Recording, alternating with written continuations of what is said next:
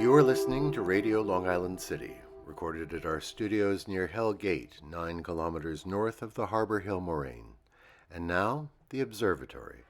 The Observatory, Sunday the 18th of May, 2025. It is 59 days after the spring equinox. It is 33 days before the summer solstice. By the French Republican calendar, it is the 29th day of Floréal, the day of the Sénévé, the white mustard. The sun rises today at 5:36 a.m. Solar noon takes place today at 12:52 p.m. The sun sets today at 8:09 p.m. Civil twilight ends at 8:41 p.m. and nautical twilight ends at 9:20 p.m. The length of daytime today is 1 minute 48 seconds longer than yesterday. The moon is in its waning gibbous phase and is 69% full at midday. The last quarter will arrive on Tuesday, the 20th of May. These are the predicted tides today for Horns Hook. In the wee hours, high tide, 2:48 a.m., 1 meter 52. In the morning, low tide, 9:06 a.m., 6 centimeters. In the afternoon, high tide, 3:24 p.m., 1 meter 34. At night, low tide, 9:22 p.m., 30 centimeters.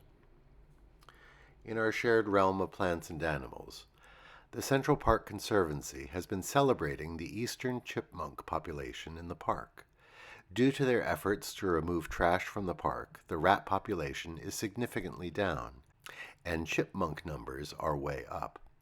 In late spring, they should be giving birth to their first litter of the year, with another litter to follow in the late summer. The Conservancy reminds us not to feed them, a good rule for wild animals around us in general. Commemorations. How republics abolished themselves. On this day in 1804, Napoleon Bonaparte was proclaimed Emperor of the French by the French Senate. The hereditary empire was confirmed by a plebiscite a month later. The First French Republic was finished. A shameful anniversary.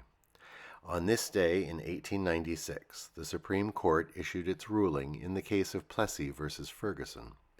Their decision affirmed the legality of segregation under the doctrine that came to be known as separate but equal. As we know, separate never was, nor could ever be, equal. It took more than half a century to unravel segregation after that unjust decision.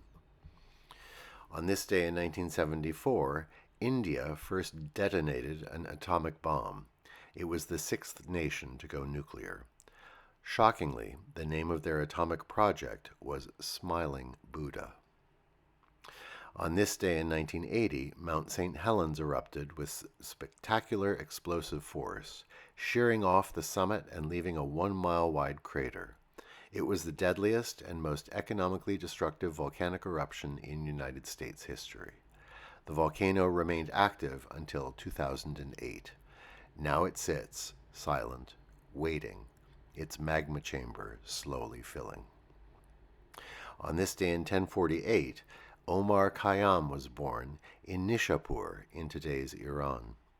Although he is best known in the West as a poet, his most important work was as a mathematician and astronomer.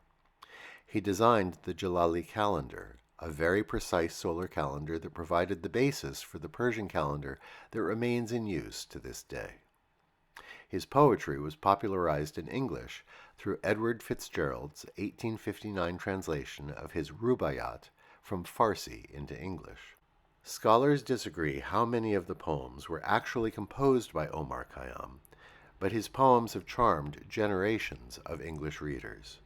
One reads thus: "A book of verses underneath the bough, a jug of wine, a loaf of bread, and thou, beside me singing in the wilderness. O wilderness were paradise enow." And that is the Observatory, Sunday the 18th of May, 2025.